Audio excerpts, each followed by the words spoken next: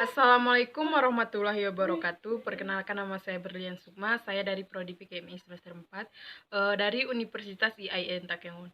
Baik, di sini saya akan menjelaskan tentang konsep sekolah Islam terpadu. Sekolah Islam terpadu atau SIT merupakan model baru dalam wacana pengembangan lembaga pendidikan formal di Indonesia. Sebagai indikasinya, diskusi mengenai model-model pendidikan Indonesia dari sejak terdirinya negara Indonesia hingga akhir abad 20-an.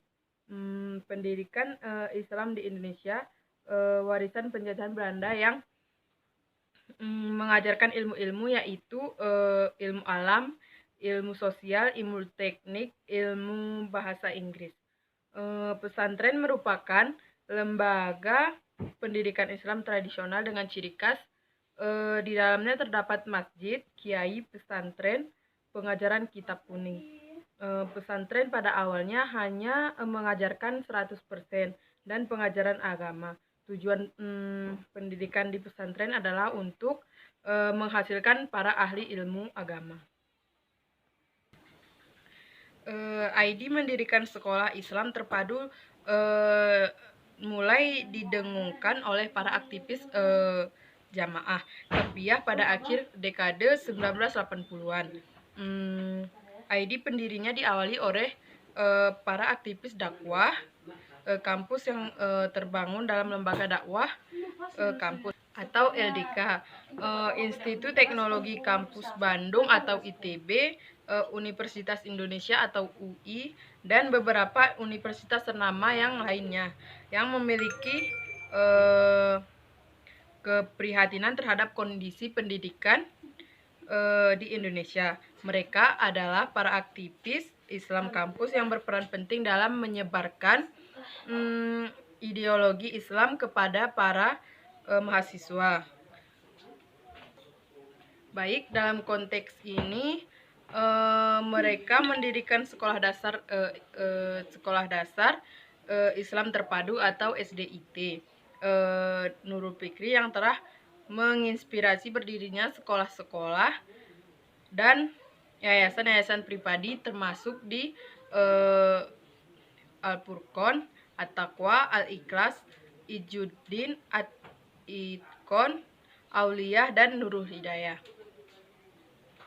Dalam sekolah-sekolah Islam terpadu menarik untuk diteliti setidaknya karena sejumlah hal berikut. Yang pertama, merebaknya sekolah jenis ini adalah karena adanya fenomena santrinisasi muncul dan berkembangnya sekolah-sekolah Islam dan tampaknya memiliki dampak yang berjangkauan luas terhadap masa depan masyarakat Muslim di Indonesia.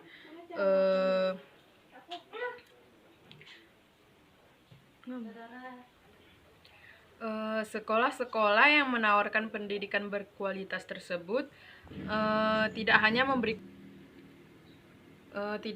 memberikan kontribusi pada perbaikan pendidikan Islam di Indonesia, melainkan juga pada proses santriasasi, yaitu yang para siswa dari sekolah-sekolah itu umumnya telah mengalami realimisasi.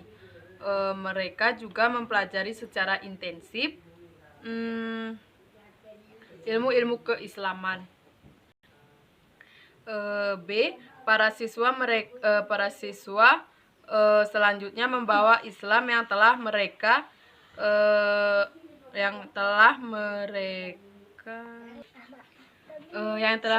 pelajari di sekolah ke rumah. Dalam banyak kasus mereka bahkan mengajarkan kepada orang tua mereka yang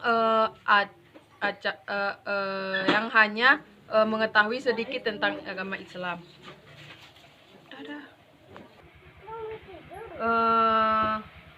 Yang kedua, berkembangnya fenomena Islamik. Islamik secara tradisional didefinisikan sebagai Islam yang dipahami sebagai ideologi.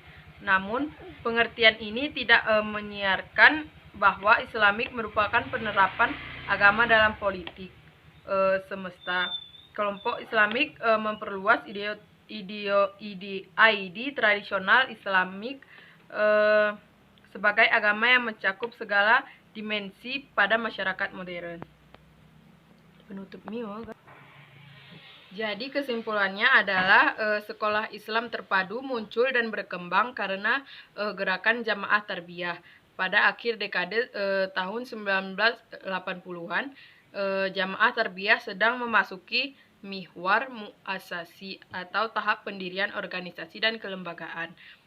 Para aktivis Jamaah Tarbiyah mendirikan sekolah ini karena semakin terbukanya struktur kesempatan politik pada masa Orde Baru ketika pada saat itu rezim Orde Baru melakukan politik akomodasi kepada umat Islam di Indonesia.